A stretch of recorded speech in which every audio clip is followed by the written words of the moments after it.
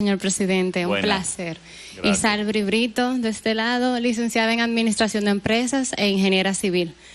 Todos soñamos con nuestra vivienda propia, pero sin embargo, tenemos dificultades por el tema del desempleo y eso complica un poco ese sueño. ¿Qué estrategia tiene usted y su administración en cuanto a esto?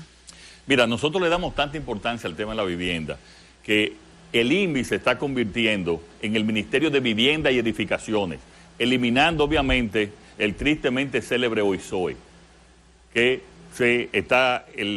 estamos absorbiendo las actividades que hacía OISOE. Y estamos ayudando en varios sectores. En los sectores muy marginales tenemos el programa Dominicana se reconstruye, donde estamos construyendo en todo el país 35,000 viviendas en lugares marginales. Estamos arreglando las casas, le estamos poniendo el piso de cemento, un techo apropiado, una vivienda digna. Pero al mismo tiempo estamos empezando también los proyectos de ese Ministerio de la Vivienda INVI,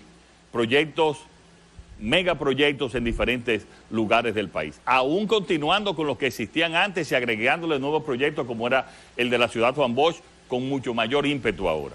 Y gran parte del financiamiento de la economía y que se ha ido recuperando es por el sector construcción, donde le hemos dado también muchos créditos en ese sentido. Entonces, vienen esos proyectos especializados que estamos construyendo, además del de Dominicana se reconstruye.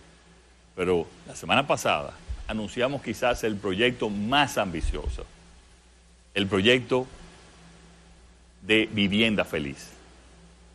Ese proyecto significa que tú en cada vivienda, ya sea que vivas en Barahona, que vivas en Santo Domingo Este, que vivas en Samaná, que vivas en Higüey, tú podrás ir y acceder a préstamos especializados que va a otorgar el gobierno conjuntamente con toda la banca privada y pública para que tú puedas entonces construir tu vivienda. Pero déjame explicarte qué significa eso. Eso significa que una familia puede acceder a una vivienda de 800,000 pesos apenas pagando 3,600 pesos mensuales.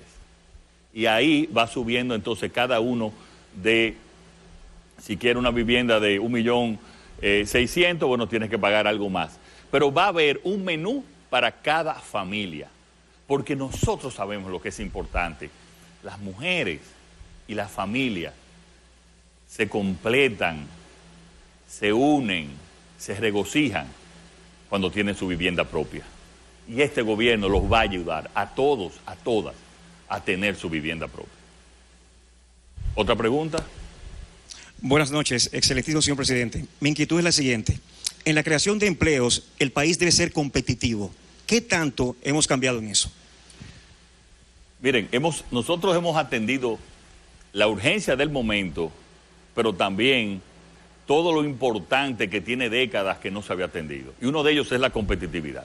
Y quizás cuando vemos la competitividad, lo vemos como una palabra un poco sofisticada que pertenece a los economistas, a los empresarios. No.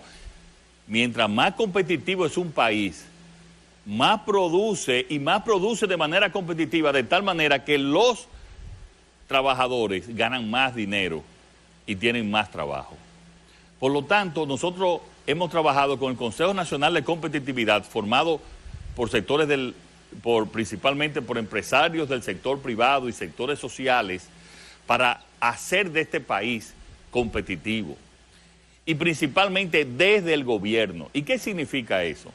Ser competitivo. Muchas veces para tú ser un pequeño proyecto en una pequeña o mediana empresa, tú tienes que conseguir 7 permisos del gobierno, el del ayuntamiento, el de obra pública, el de industria y comercio.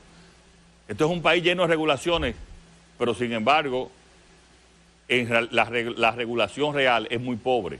Entonces vamos a disminuir esos 7 permisos que quizás tú necesitas, lo vamos a llevar a 3 o quizás a 4. Lo cual va a reducir los plazos que para tú poder hacer un apartamento, construir un proyecto de apartamento, en vez de durar año y medio, lo puedas hacer en 4 meses. Y por eso viene el programa Burocracia Cero, Gobierno Eficiente, y obviamente reduciendo también la corrupción. Pero con el tema de la educación, este gobierno tiene planificado la mitad de los liceos convertirlos en politécnicos. y estamos llevando también mucho más educación técnica, estamos fortaleciendo también la educación superior. Y con ese programa de competitividad, todo lo que tiene que ver con el gobierno, por ejemplo en aduana, un furgón debe salir en un 24 horas, para hacerlo también mucho más dinámico. Entonces, estamos trabajando cada día. Hemos tenido 4 reuniones en estos 5 meses, o sea, casi una por mes, y 2 con todo el gabinete, para decirles, miren, en cada uno de los sectores, los permisos aquí tienen que salir en no más de 2 meses, con la ventanilla única, con el silencio administrativo, que es una innovación en términos de legales y de administración pública. Silencio administrativo te dice que tú solicitas algo a cualquier institución del gobierno y si no te responden en un periodo específico, ya está aprobado. Si lo que tú estás requiriendo no incumple con la ley o la constitución del país. Eso te elimina la corrupción de gente que te guardan los expedientes, ya tú sabes para qué. Entonces, en eso estamos trabajando. Este país va a ser uno de los países, si seguimos trabajando con esta proyección, más competitivo en toda América Latina.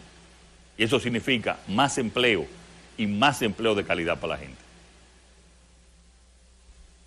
¿Otra pregunta?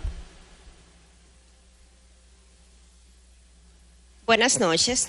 Paola de los Santos le habla. A decir verdad, estamos cansados de la pandemia. ¿Qué se ha hecho en el sector salud y cuáles son los avances que existen en cuanto a la vacuna? Gracias. Bueno, mira, el país está cansado de la pandemia. El Ejército y la Policía Nacional está cansada de la pandemia. El sector salud está cansado de la pandemia. El presidente está cansado de la pandemia y del confinamiento. Yo me identifico con cada uno de esos sectores. Ustedes saben lo que hemos tenido que hacer ahora en estos últimos días por el aumento en el contagio, en la positividad del contagio, que hemos tenido que cerrar a las 12 los sábados y los domingos. Eso es terrible. La verdad, eso, solamente la presión del sector salud nos decía a nosotros que teníamos que hacer ese tipo de confinamiento.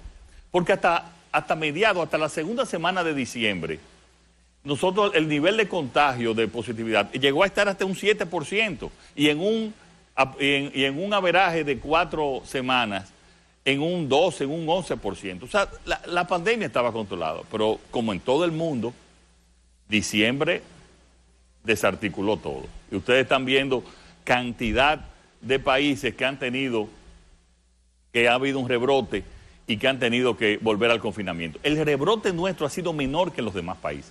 Y el nivel de letalidad, o sea, de las personas que mueren por la pandemia, que quiero primero decir, una muerte es demasiado. Pero en términos de estadístico, es de los menores del mundo, menor que Estados Unidos, menor que Francia, menor que España, mucho menor que el promedio en el mundo y que América Latina. Entonces, nosotros lo que tenemos ya en los próximos días es que hacer un gran pacto nacional y ver cómo vamos a ir abriendo, pero abriendo también cada quien con el control, con el distanciamiento. Porque hemos logrado, como te digo, en los hospitales tener protocolos, hemos logrado que baje el nivel de fatalidad, pero ahora con la vacuna estamos tratando de que nos llegue lo antes posible. Hemos contratado, señores, 20 millones de vacunas, oigan bien, 20 millones de vacunas, de las cuales son 10 millones de AstraZeneca, 8 millones de Pfizer y 2 millones que es por el sistema COVAX de la Organización Mundial de la Salud, que son de una canasta de todas las vacunas. Con esa, de manera gratuita, vamos a vacunar a toda la República Dominicana. Esperamos que las primeras nos lleguen en las próximas semanas. ¿Dónde vamos a empezar a vacunar? A el sector salud.